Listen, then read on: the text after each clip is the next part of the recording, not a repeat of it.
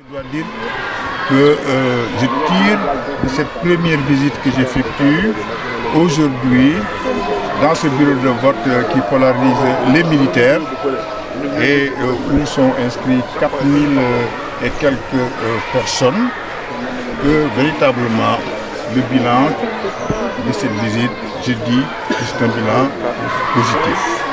Tout ce que j'ai vu ici, d'abord le cadre est quelque peu peut-être étroit, mais à l'intérieur du centre de vote, je considère qu'il y a suffisamment d'espace pour que les gens puissent évoluer.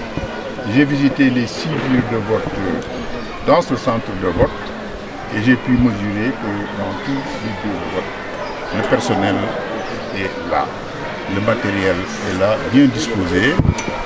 Les représentants des deux courants sont présents dans les 6 bureaux de vote.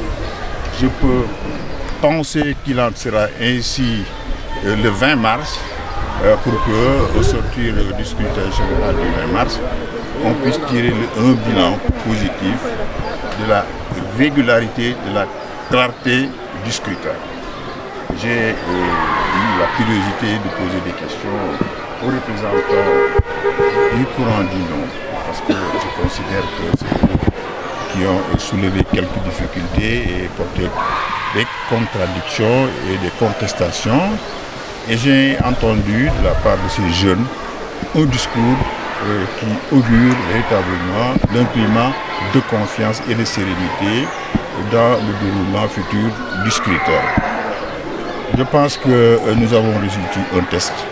C'est difficile et ce que j'ai vu ici aujourd'hui pour mesurer le degré d'expérience du ministère de l'Intérieur et également de la Sénat, je considère que c'est un défi qui a été relevé. Parce que c'est la première journée du référendum et aujourd'hui, véritablement, c'est un bilan positif que je tire en m'adressant aux Sénégalais et le discours que je leur adresse, c'est un discours de confiance, de sérénité, de foi à notre démocratie et saluer également la maturité des Sénégalais et l'expérience de tous les acteurs autour du processus électoral. L'apparition du chiffre mon nom. Bien. J'ai interrogé tous les représentants du courant du non dans les 6 bureaux de vote que j'ai visités. Et je leur ai fait une démonstration très simple. Je leur ai dit, vous avez sur le bureau un tas de bulletins non et un tas de bulletins oui. Vous prenez un bulletin oui, vous prenez un bulletin non.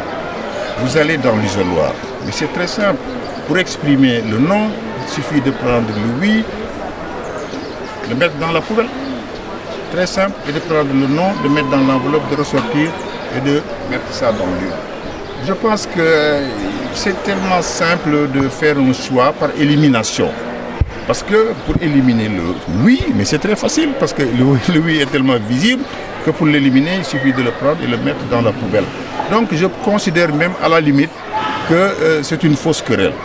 Parce que à l'expérience, je ne vois pas qu'est-ce qui peut perturber l'électeur qui vient et qui a envie d'exprimer son vote par un non plutôt que par un oui, parce que le choix qu'il y est fait devant est tellement simple et pour le départager, il suffit simplement de prendre le oui qui est très visible et de le mettre dans la poubelle.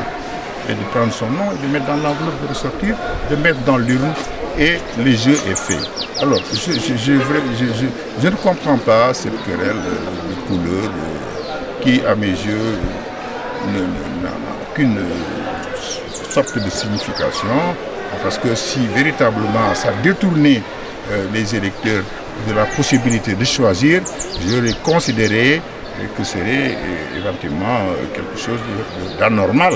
Mais tout ce que j'ai vu me paraît normal et les représentants du non que j'ai interrogés spontanément m'ont dit véritablement qu'ils ne voient pas à l'expérience dans le bureau de vote ce qui peut perturber ceux qui ont envie d'exprimer un vote négatif dans ce référendum.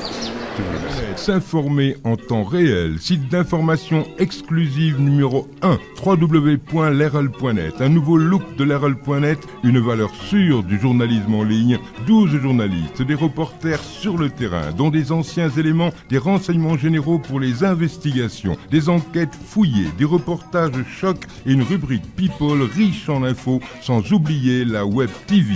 Lerl.net, s'informer en temps réel.